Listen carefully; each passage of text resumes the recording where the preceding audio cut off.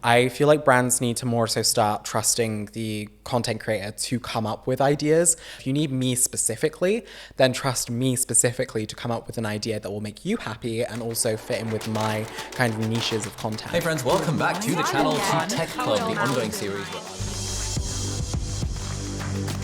It's like community in a way because people come to me for recommendations, see my reactions to books, and I feel like each response to that means something. Hello and welcome back to Creator Behind the Influence. I am Peter Bamforth, Strategy Director at Digital Voices, and we're kicking off 2024 with the wonderful Joel Rochester, also known as Fictional Fates online. So welcome to the podcast. Thank you. I'm really happy to be here. Oh, happy to have you here. And so online you have almost 200,000 followers across all of your different social medias. How does that feel within like the world of BookTok and just growing that presence and knowing how many people look to you for inspiration when it comes to books? It's a bit surreal really because like when I'm creating content, I think every creator says this, but when you're like creating the content in your room or like wherever you create it, it doesn't feel like there's that amount of people there. And then you just like throw it into like the void of the internet. And then when people respond to it, it's kind of this feeling of just, I don't know, it's like community in a way because people like come to me for recommendations, see my like reactions to books. And I feel like each response to that like means something. And like, I feel like having this audience of people is both terrifying, extremely like loving in a way, because I really feel like the BookTok community is just amazing for like supporting people and just being really friendly and like welcoming. So yeah, no, it's obviously a really welcoming and friendly community, but for people outside of the BookTok or BookTube or don't even know what Bookish is, how would you describe the content that you make across social media? I mean, I think 2023 itself was like a massive year of like growth for me in terms of like figuring out who I wanted to be like as in terms of like how people would define me outside of the bookish space. And I think like I ultimately came to the fact that I love having this kind of like cozy safe space online where people can just like come discuss books, discuss like their feelings and thoughts on like different genres, because I'm a massive advocate of like exploring different genres of books. So it's kind of like that cozy corner where people can just come and have that safe space to like be who they want to be. And within that niche of, what would you prefer? Would you call it BookTube, BookTok, or does it just depend varying on the platform? I came up with this really recently, but I think I'm just like a kind of like cozy curator of like books and like other forms of like narrative. Yeah. So like I recently started branching more into like video game narratives and like films and stuff like that. So it's kind of like having like one umbrella thing for all of that kind of serves me quite well, because I think being like a BookToker, BookTuber, being like so many different labels, it's kind of hard to like juggle them all the time. So having like one thing like cozy curator is really great, because then I can just be like, oh, I do this. And then they're like, oh, what platforms you're on? And then you're like, I'm on blah, blah, blah, blah.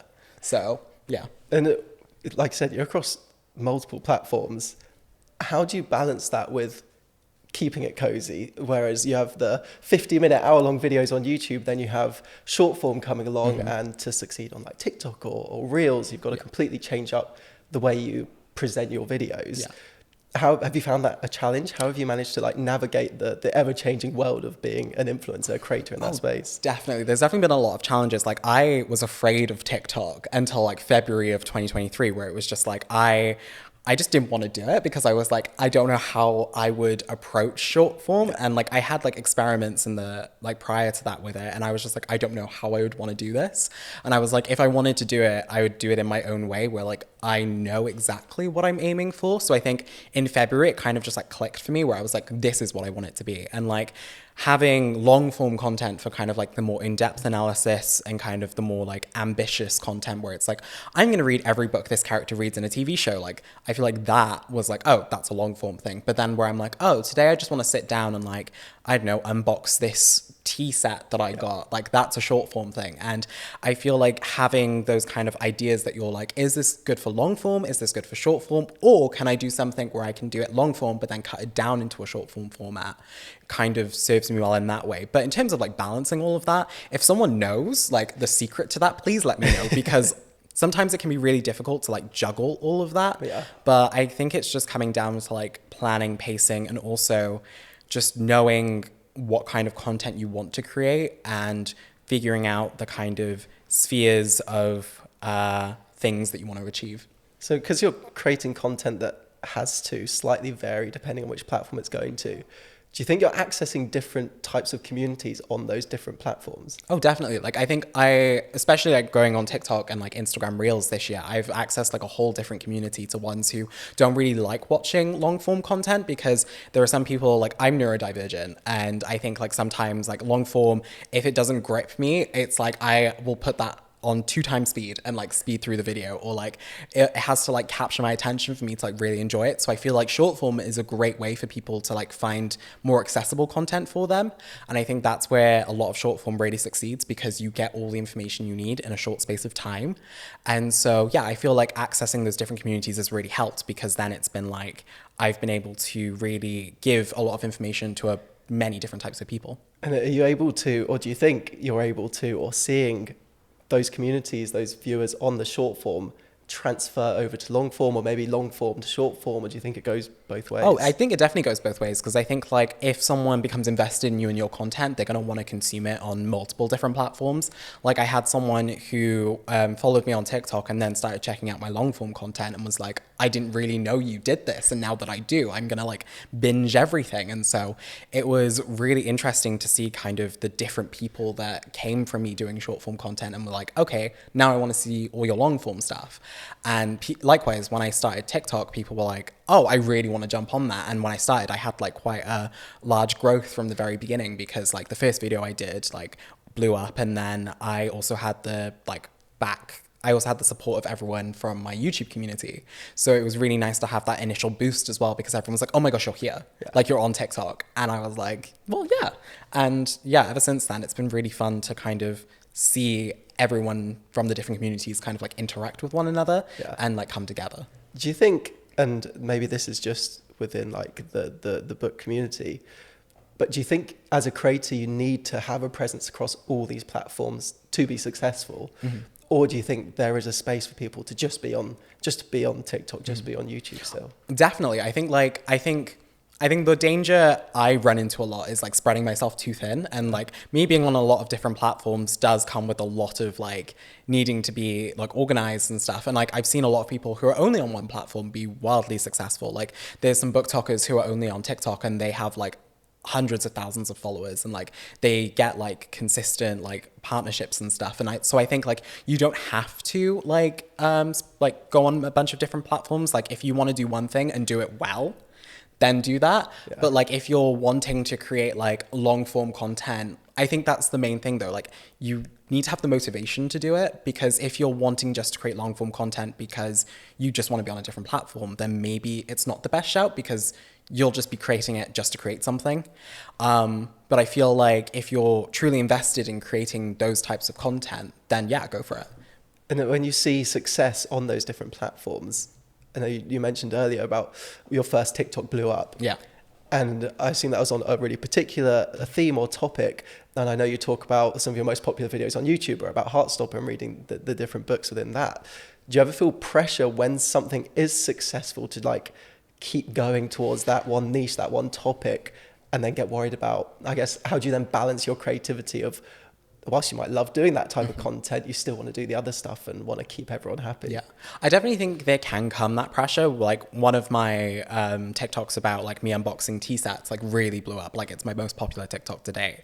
And like I was kind of like, oh, do I now go and unbox like other tea sets or like other things? And I was just kind of like, well, I wanted it because it was relating to books. Like if I ever find any bookish tea sets again, maybe, but I think it comes to a point where if I keep doing like things just to be viral, then a lot of the stuff that like a lot of my creativity and a lot of my like innovation is like lost. So I feel like having that kind of drive to continue creating like viral content is good in some ways, because like you're like, oh, this is doing really well. If I want like consistent kind of interactions and engagement, then that's a good way to do it. But I think for me it was kind of like, well, I've done this thing now, it did really well, but now I want to do something else, want to do something that really like captures my attention and like makes me really passionate about it. Like sometimes I do like create follow-ups. Like I did one for season 2 with Isaac and Heartstopper, and like that was like, oh, because I'm really invested in like seeing what he does next. But I think like if you have the motivation to do it, sure, but if you're just doing it to go viral again, maybe not. Do you think a lot of creators might lose themselves in that way, where they're chasing the views rather than what their community actually, or the community they've spent so much time nurturing and developing, as soon as something slightly different successful, they might lose themselves a bit? I think so. I think like sometimes it can happen. Like I remember a couple of years back where like if someone had like this one viral sound that they were known for, they would just keep creating videos with that viral sound, and it was like, okay, we've heard it enough times, please stop. But I think like there is the danger of losing yourself in it, but if you're able to bring something like fun and unique each time, then great. But I think like there does run that danger of like being too invested in going viral, being too invested in being successful, whilst instead nurturing like a caring and engaging community who care about you and care about the kinds of content and like things that you're producing. I mean, talking about community, I think maybe a prime example is you're not just making content about books, you're actually writing your own book. Currently, you are featured in, was it All the Sunken Souls? All the Sunken Souls, yeah. You're wanting to get out there as an author yourself. How important do you think your community is in helping you do that? If you are, for example, you weren't a content creator, you didn't have this platform, I guess modern day authors, do you think it's really valuable to build up that social following for when you're wanting to break into that world? We could go on this all day. This has been like a very hot topic in like the publishing community, because a lot of book deals recently have come from like popular BookTokers. Yeah. So they've been like approached by publishing, or they've gone to publishing and been like, hi, I want to write a book, or I have a book that I've written, or they've self-published it, and publishing's like, we want to publish it. And they know like it could be successful because of the following that someone has on there. And it's really interesting to see kind of how those I'm going to call them like BookTok books go, because sometimes they're like really great, sometimes they're not so great. And it really comes down to what currently is going on in the publishing industry, where it's going more towards like fast production of books, which has a lot of danger in and of itself, because a book deal could be signed like in like February of 2024 and it could come out in September. And it's like, if you're rushing that production, the quality's not going to be there. And a lot of the time this does happen with BookTok books, because they just want that fast return. But for me personally, I think having the community would help me a lot, because it shows that there's an audience already interested in my book. Like a reel that I made about my book had over 100,000 views. So it kind of proves that there is an audience there. And there was a lot of engagement on it as well. And I think that will help me in the long run. But I think like going into it, like I've always wanted to be an author before I wanted to be a content creator. Sure. So it was kind of like, I knew I would always go down this path anyway. It's just that now that I know there is an audience for my book, it does make it easier for me to pitch myself to like agents and publishers. I think you said something really interesting there about I watched the reel you made about your book, where you talk about it as if it's a book you're about to review it. Yeah. And obviously it hasn't come out yet. But that's a really lovely way to like test the waters of, are people interested in that? And do you see yourself maybe, or maybe the literary world in general, doing that in future to test the waters, getting BookTokers to like, can you tease this, see if there's a market for it? I mean, there's a lot of like writers like in like Gen Z and stuff right now, like creating reels about their books that they're writing and like getting people invested and interested. Like there's a whole like separate like writer community that do this already. And like authors like Chloe Gong and Alex Aster have like blown up massively on TikTok and Instagram because of their reels and like TikToks and reels. And like Alex Aster even got like a massive book deal because one of her TikToks got over 1 million views, and then Chloe Gong, like publishing invested more in her because of it. And so I definitely think social media does have a lot of power in terms of publishing. I mean, BookTok itself is controlling the industry right now. Like books that go viral on BookTok do like massively well. And so I think it's really interesting to see like authors on social media and like testing like how, like if they pitch their book, who's going to like grip onto it, who's not going to grip onto it, and also how publishing itself is like responding right now to like social media, because a lot of them like weren't on TikTok, they weren't creating like short form content, but now they're like, we need a dedicated person for this, we need to do X, Y, and Z. Like authors need to have a social media presence, and it's very interesting to see where it's going to be in the next like few years of like authors on social media. Do you think, and maybe this is a question that I'm going to go a bit outside of like the book world, Do you think in general with creators in different industries, no matter what the industry is, whether it's, I don't know, an electrician or whatever, there's going to start being this demand for people to also have a social media presence if they want to be really successful within their world? I think it's if like your industry is more public facing potentially. Like I think electrician would be more like reviews and stuff. But like if you're, for example, like an author or an actor or like a performer on like a stage, or if you're creating like a form of art, like an artist, I definitely feel like there is like an increased demand for a social media presence now, because it's like, I think businesses start to look at like whether if they have an already existing following, then it's more commercially viable for them to invest in that artist, because it's like, okay, like I think we've seen it recently with like music artists where they're like, oh, I need this like reel to get like 1,000 views, I need to get like a certain amount of followers or like a certain amount of views and shares and comments before like this label will let me release this song. And it's like, you can already see the impact of like social media as a form of currency, where it's kind of like you need to have a certain amount of like followers, views, or like likes in order for like an industry to take notice of you, which it's like a weird relationship there, because you get into some really murky territory. But it's just interesting to see how it's all developing and like where it's gonna go, because I feel like it might come to a head at some point. I want to go back to something you said about you talking about maybe social media and your followers being more of a currency within whatever world you're in. How does the more traditional world of publishing, or maybe authors that aren't on social media, or really established authors who don't want to be on social media, is there any sort of tension or anything between those two worlds, do you see? I think like already established authors who don't have social media probably don't need to get on social media unless they absolutely want to, because they already have that established audience and stuff. But I think now with a lot of like debut authors who don't have social media prior, like they're asked to make social media. Like I don't think it's a necessary requirement, but they're like, if you want to market your book a bit more, that would be fun, because we're seeing like a lot of budgets for authors. There's not a lot of budget for them in terms of marketing, and like it's a current trend with a lot of like marginalized authors more specifically, so they're having to create social medias to like market themselves so their books have a chance of being successful. And I think that's where like a lot of like content creators come in, because like I see a book by like a queer black author and I'm like, you're not getting the budget you deserve, and I'm like, okay, I'm gonna read it, and if I love it, then it's a way for me to be like, okay, I can use my platform to like uplift your book and use that in a way to help you. And like even then it's kind of like authors don't need social media in that way, because there's a lot of people already on like the BookTok sphere who can help like market that book. Do you think the industry is changing in a sense when you talk about there's more like marginalized authors, authors that are trying to self-publish themselves?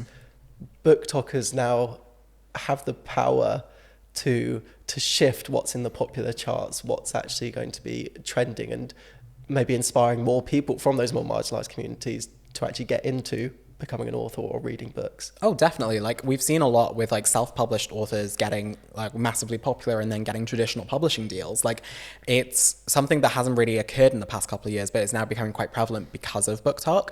And I think the power of publishing is slowly being shifted away from like publishing and going more to like the consumer, which is really interesting. And I'm loving like seeing it, because it's kind of like for the first time in God knows how long, like the consumer like really has the power to drive certain books forward and drive certain sales. And like publishing can be like, oh, this is going to be like our lead title for this year, or this is going to be like our biggest title. But at the end of the day, it's kind of like sometimes the title they don't invest a lot of money into ends up becoming like their biggest title of the year, because because it's by like a marginalized author who was read by like a lot of BookTokers who then push that book out. And it's really lovely to see. And yeah, I just definitely think like it's going to be interesting to see how BookTokers continue to drive certain books forward. Would you say there's any certain genres within the BookTok world that have really shifted from the traditional, I don't know, fiction, and I mean fiction's a bit general, but like fantasy or crime, those kind of overarching genres? Are there any subgenres that you're really seeing become more and more prevalent? Oh yeah, I definitely think like two of the biggest ones I've seen is like dark academia became massively popular in like the early days of BookTok, and like with like If We Were Villains, and then like more recently Babel by R.F. Kuang, like that blew up on BookTok massively, and it was all anyone was talking about during that time. And then more recently as well, we have Cozy Fantasies, which is kind of like the low stakes kind of more like not serious like plots where it's kind of like no one's going to die, and this is more so like a kind of thing where it's like, oh, someone wants to run a coffee shop but no one knows what coffee is, which is like Legends and Lattes by Travis Baldry. And so I definitely feel like there's this kind of shift that's happening where people are starting to like define genres that they want to see, and then authors are like, oh, I have that book for you. Like when Our Flag Means Death was announced and came out, a lot of people started writing pirate books, and then piracy became really popular on BookTok in terms of like pirates and like those kinds of stories. And then now you're seeing a lot of pirate books being published, which is great. So I definitely feel like seeing those genres emerge from BookTok and like other book spheres as well, like is really nice to see, because then there's more demand, which then means more authors get the chance to write stories that can fit those certain audiences. So there's huge power. I mean, I'm probably preaching to the choir, but huge power and influences to not only make popular content, but like shift whole industries and how they are approaching the consumer. I guess on that point, are there any brands that you absolutely have loved working with? Yeah. Or have like a dream brand that you think is really like missing out, not working or collaborating with people like yourself? Oh, interesting. I think one brand that I loved working with, which was actually also a Digital Voices campaign, was Dungeons and Dragons, because I feel like Dungeons and Dragons is so like fantasy focused, like being able to carve an adventure out for yourself, creating a narrative that you can all go on together. Like I definitely think like being someone in the book sphere that worked with Dungeons and Dragons was amazing, because I really got to like involve myself in that. And I definitely feel like they should do that a lot more, because I feel like it would be great to see kind of them kind of reinforce the impact of storytelling in like D&D with like BookTokers and stuff, like maybe even getting them for like one of the guest campaigns that I did, like with just like BookTokers and book influencers and stuff. That would be pretty great. As for like other brands that I've loved working with, I feel like it's happening more recently, but like maybe narrative adjacent stuff, kind of like I recently just did a campaign with PlayStation. I saw that. Was it yesterday? Yeah. So it was all about like the narrative in video games and like the stories that they tell. And like for the campaign, they were like, we want you to like just explore storytelling within like the game and like tell us like what your favorite parts are about it. Like basically we want you to review it like a book. I feel like brands should focus a lot more on the stories they're trying to convey, and like having book influencers convey that story could be a great way to do that. So yeah. Do you think brands need to shift away from, and this is something we try to do a lot of Digital Voices, shifting away from, okay, we have this product and only this really specific type of creator needs to make this really specific type of content, to more, like you said, narrative adjacent, something that's more, you can tell the story about the brand and the product with someone whose audience is maybe interested in something slightly different, but it's still going to resonate. Yeah, definitely. I think at the end of the day, it comes down to an element of trust. And I think I mentioned this like a while back, where it was like, I feel like brands need to more so start trusting the content creator to come up with ideas, because if you give them a very specific like thing, like we need you to do this specific idea, a lot of the times I'm going to say no, because it's kind of like, that wouldn't fit with my content, that wouldn't fit with my niche. Like if you need me specifically, then trust me specifically to come up with an idea that will make you happy and also fit in with my kind of niches of content. And so I feel like, yeah, brands just need to start trusting people more and be giving us more freedom in terms of like the content we create with their brand. Do you think we're seeing that shift, or do you think it's still a bit off? I think we are seeing that shift slowly. Like I do get some briefs through where they're like, okay, we need you to create like something around this idea, or like around this like specific thing we want to address, which is fine. But then I also have some briefs where they're like, okay, here is our product, do what you want with it. And I'm like, great, I love that, because it's like, okay, how can I fit this into either something like that's book adjacent, or can I convey like a kind of story with this brand that kind of tells someone everything that they need to know. Do you ever do brand deals or work with brands on more like dark social? Because I know you have the book club, and Discord and things like that. Have you ever worked with a brand on those platforms? Not specifically. Like when I ran a book club prior to this, like 2021, we had like one publishing company in the US being like, oh, we'd love for you to read our book on your book club. And we were like, great. And then did a Q&A with the author, but that was more so kind of like just a one-off thing. Yeah. So that was like, okay, that's cool. But then with like my Discord and like my new book club, we haven't really had any like brand deals through that. And like I'm a bit reluctant to do like certain deals with them purely because it's kind of like I want to just focus on like growing the community first and like really being able to like hone in on like that community like feel. And then if something crops up that would align with my community, then sure, like if it's very natural for me to do it, 100%. But I think for now it's kind of like something that I'm not prioritizing. So you've worked with plenty of brands, both ones directly related to books and ones that are a bit more different, like PlayStation, where it's more narrative related. You also worked with, I believe in the summer, Vaseline on their Pride campaign. So when you're doing campaigns with more like cause-led campaigns, I guess, how do you feel about that? And how do you feel that allows you to like represent a different side of your personality or lifestyle, whatever it might be? I think it's interesting because a lot of the time when I tell people like what I do and what content I create, I remember having a discussion at the blogosphere, now blogger, but Be Creator. I remember having a conversation at the Be Creator Awards last year where I won Book Creator of the Year. Congratulations. Thank you.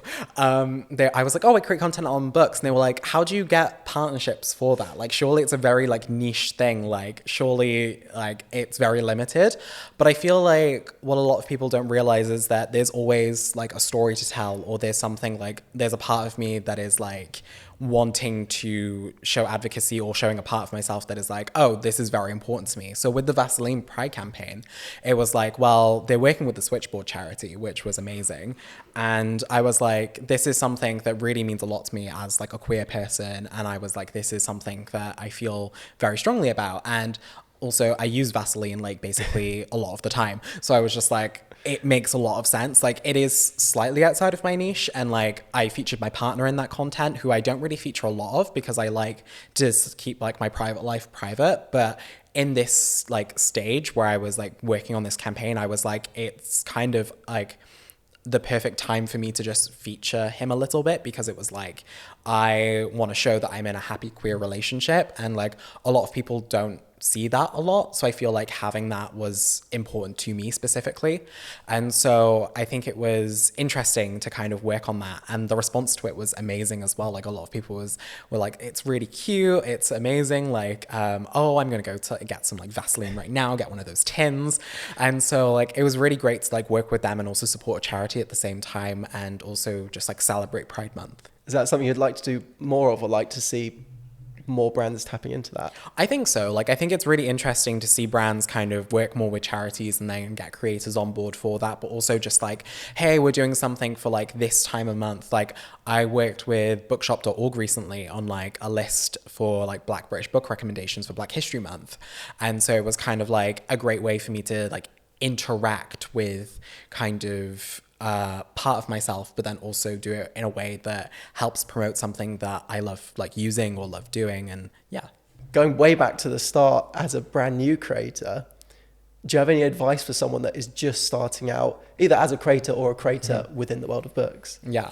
Oh, I think me starting out was very much I was pressured into it by my friends, because it was like middle of pandemic. I didn't know what I was doing. I was like, do I do this? Because I'd just gotten back into reading again after like uni basically dried up my love of reading.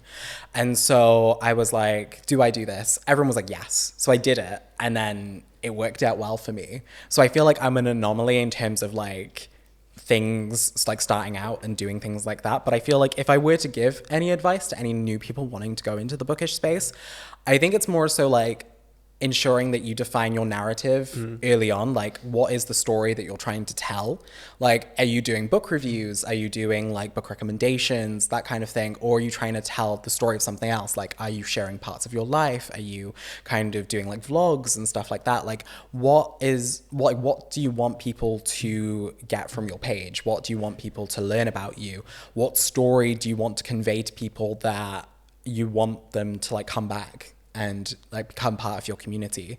And so I feel like it's always interesting to see kind of like that kind of narrative being told. Like mine has been defined over like 3 years of me kind of figuring stuff out and messing up, and trust, you will mess up a lot.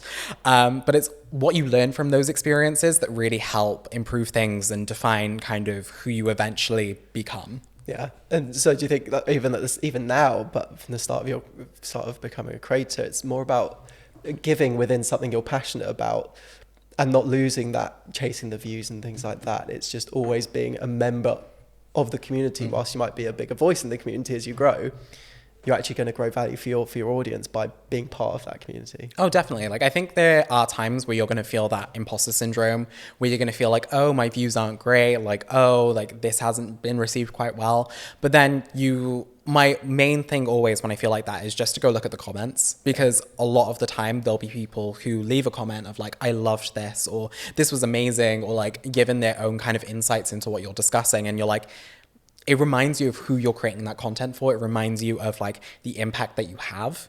And I feel like even the smallest impact eventually builds into a bigger impact. Like your impact is combined with thousands and thousands of other people's like impacts as well, that makes like a massive change. Like you're not just like one dot in like a million dots. You're part of like a great wave. And so I feel like knowing that no matter what impact you're making, it is still an impact is massive. I guess the community, especially on BookTok, has grown so much. I guess going from the very start of your career that we just spoken about to let's look way in the future. You're writing a book currently. In 5 years' time, where do you see yourself? Oh, I don't know, honestly. Like, I feel like I want to have written a book and published it, hopefully with multiple books in the deal, so that I can really start defining like my author platform, whatever that's going to be. But honestly, I just see myself kind of doing a similar kind of thing where it's just like sharing narrative, maybe doing some like video game streaming, like just sharing my love of books, my love of games, my love of everything, and bringing people into a community that is safe, that is welcome, that really reinforces kind of pursuing any hobby that you wish to. Because at the end of the day, like you've got one life, and like pursuing any hobby that really piques your interest is always a good sign. And I think other things, just, I don't know, like fostering a community, and specifically like growing it into a place where like it can start impacting some real change in like the industry, or like just even in people's lives in general, like I think would be pretty awesome. I think that's basically the mild gist of where I'd love to be, just in a position where I am doing what I'm doing, maybe at a bigger level, maybe with some growth, but still like having that kind of core connected community. And what change would you like to see in the industry? Oh, I would love to see, like, I think me and a friend were talking about this recently, but like whilst there has been like more diversity within the publishing industry, we're not really seeing it throughout the entire industry. So like more people of color being hired within publishing, more of them being shown on like book selling websites. Like I think it was recently where someone pointed out that Waterstones is like favorite authors, or like our favorite like books or whatever. There's only one author of color on that entire like section. And I don't think there were any queer authors at all on that section. So it's kind of like improving the visibility of that, and like ensuring that like on every stage of the journey for publishing, or like on every stage of like books and like buying books, selling books, that there's always some form of representation for anyone and everyone.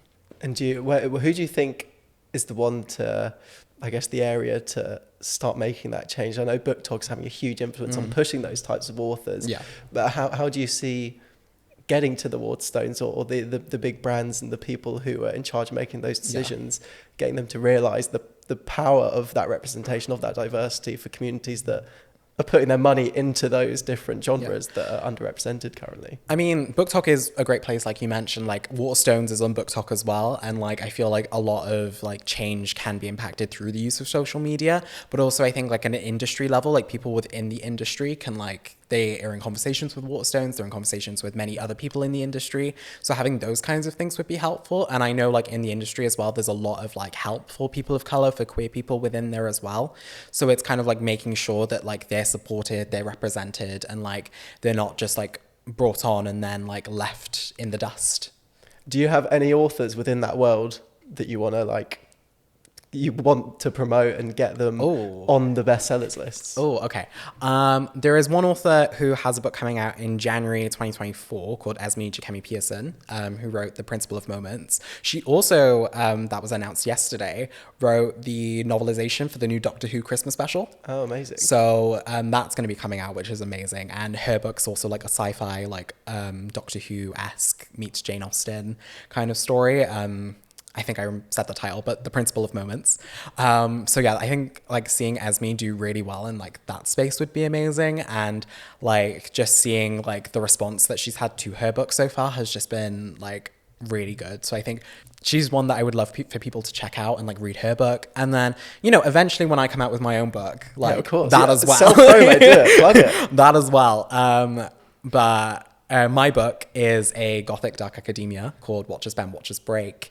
And it's going really well. I'm really loving the writing process of it. And so hopefully like I'll have, by the end of like 2024, hopefully I'll have some more news about when that'll come out. Nice. But yeah, that's me for the Best writing. of luck with that. Thank you.